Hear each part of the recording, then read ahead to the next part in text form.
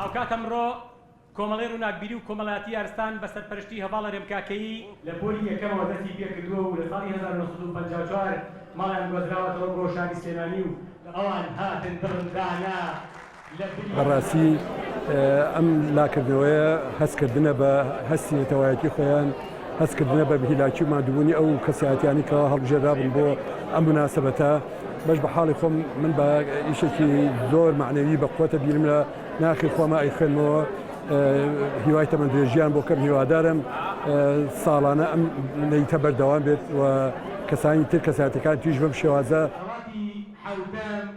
حەوتەوانی ئاسمانی نیشتیمان ئەستێرەی درێژخاوە خاتوونی دەستڕەنگین بەڕاستی کارێکیان کرد کە زۆر جێی دڵخۆشی بوو بۆ من بە تایبەت ئەتوانم بڵێم لە ناو هەر 6 ئەستێرەکەی تردا کە ئەو ناسناوانەیان پێبەخشی بووین لە پای ئەوەی کە من بە تەمەنێکی بچووکەوە لەگەڵ کۆمەڵێک کەسە ڕێزێنانم بۆ کراوە کە بەڕاستی جێی دڵخۆشی بوو.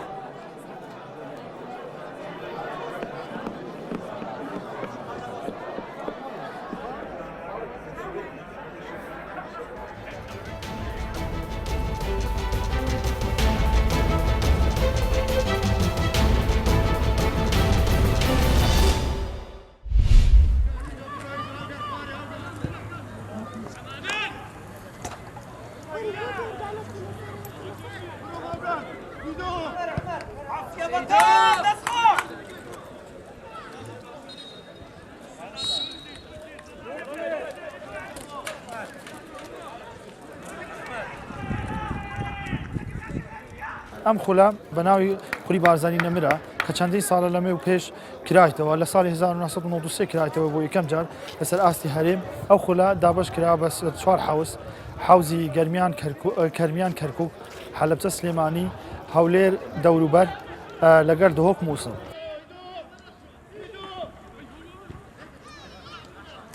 وەکو ناوەندی باڵای سۆران هەستاین بە دروستکردنی هەڵبژاردە بۆ بەشداریکردن لە 15 خولی بارزانی نەمر. طبعا لەلای ئێمە خولی بارزانی نەمر جیاوازە لەگەر هەموو ناوەندەکانی تر چونکە یەکەم جار خولی بارزانی نەمر لە سۆران بەڕێوەچوو یەکەم خولی بارزانی نەمر لە سۆران بەڕێوەچوو ئیتر ئەوڕۆکە لە یاری کۆتایی لەگەر ناوەندی دەشتی هەولێر یارێکی زۆر بێزە بە خۆت بینیت یارێکە یەک بە یەکە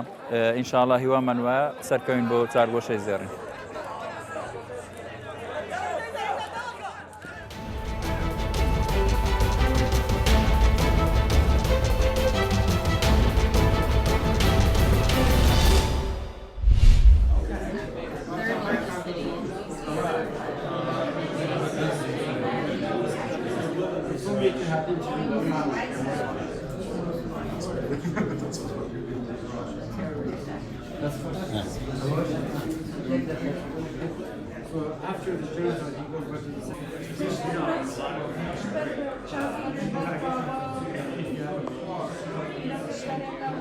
I am the social media director with Just House of Prayer, and I'm just coming here to cover our team. We've actually been praying the last 5 years, even when ISIS invaded.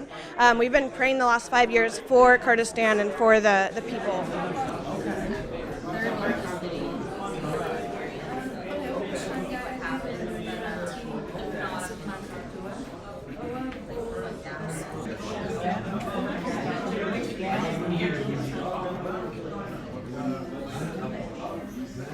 I'm a part of a group of Christians here in the city that were actually following what was happening really closely and praying through all of it. And so this kind of feels